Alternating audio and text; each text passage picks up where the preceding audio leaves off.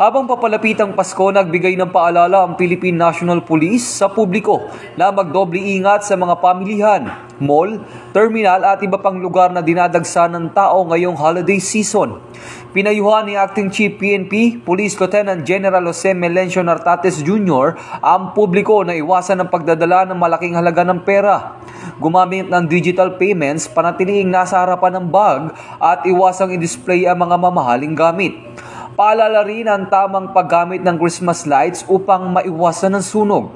Para sa mga biyahero at motorista, tiyaking nakalakan sa sakyan at maging alerto sa detalye ng mga ride-hailing drivers.